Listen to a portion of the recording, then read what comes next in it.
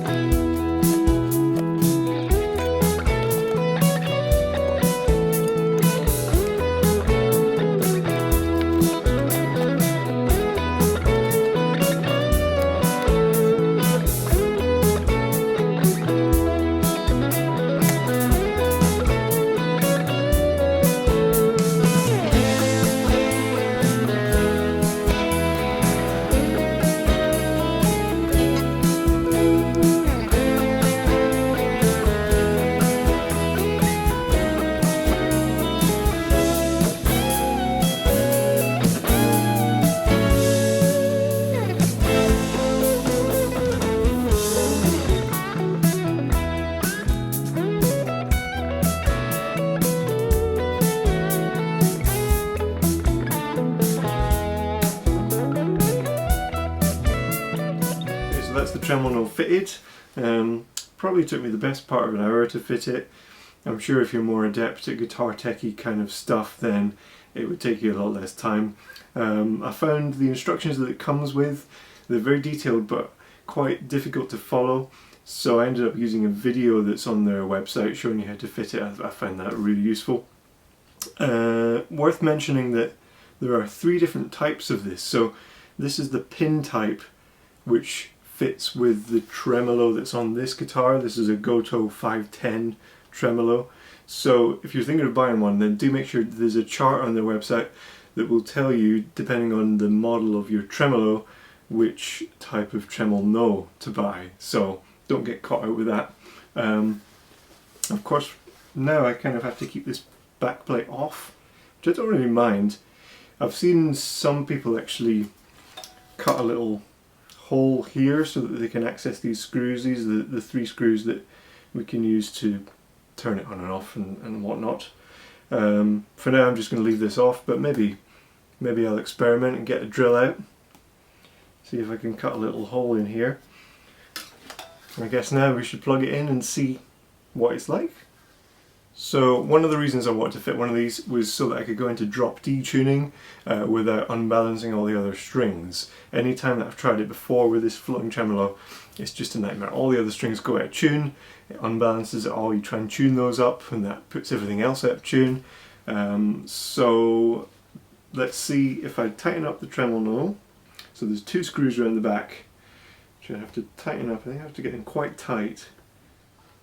Okay, we should be locked. That's it, there's no movement in the tremolo. Am I still in tune? So let's take this low E string down to D and see if the other strings stay in tune.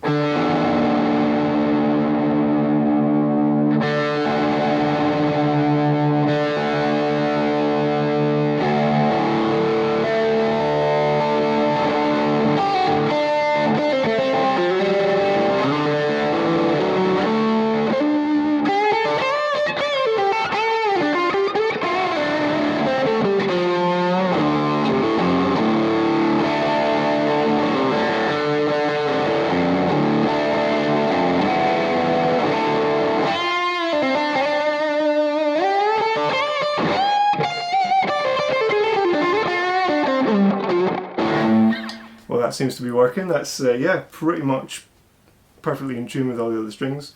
Okay, another thing I was quite keen to be able to do with the Tremol-no is to use open strings sometimes as a drone and still be able to string bend on higher strings without putting that drone string out of tune. For example, Tremol-no's turned off again. Let's say I wanted an E. You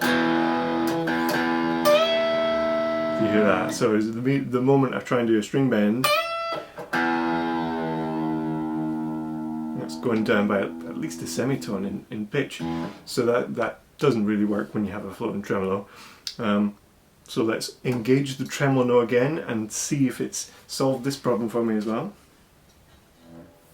Okay, that's the Tremol-no locked again, so the tremolo is out of action. Let's play a drone string again.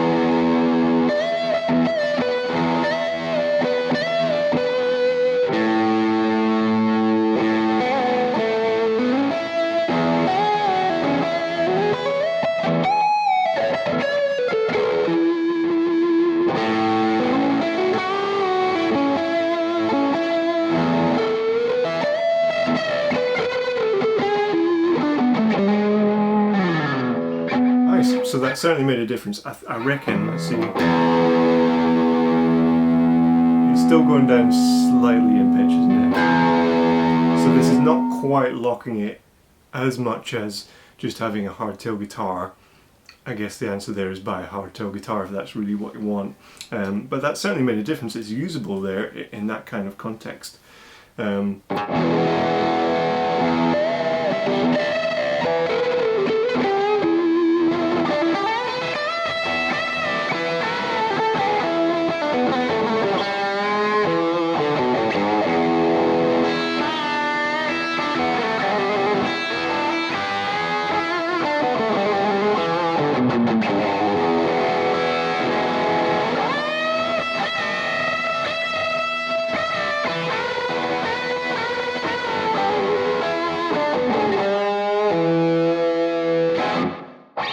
One more thing to try out then. Another thing that I wish I could do on this guitar, given that this is sort of a Telecaster guitar, I don't want to start any arguments. I know it's not a Telecaster, but Telecaster style is to do sort of country style licks like.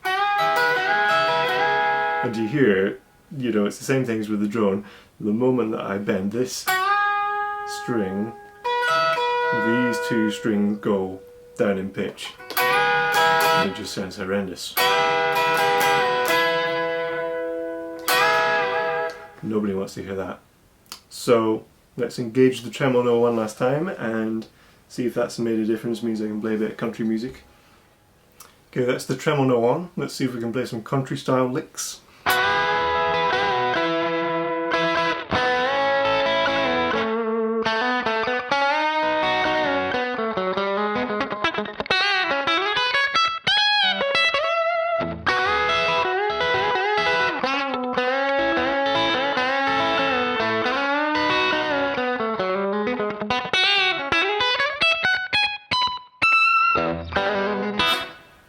Seems to work. Certainly a lot more in tune for those higher notes. Great stuff. Okay, one more function of this Tremol-no that I should look at is when we turn just this top screw, so that one's tightened and then these ones are loosened, that's giving me a dive only function. So it means I can go down in pitch with the whammy bar, but I can't go up the way, it's locked. And I guess the main advantage of that, or at least the main reason that I would use that, is so that I could do my drop D tuning but still have some function from the tremolo itself. So let's see, we'll tune it down to drop D.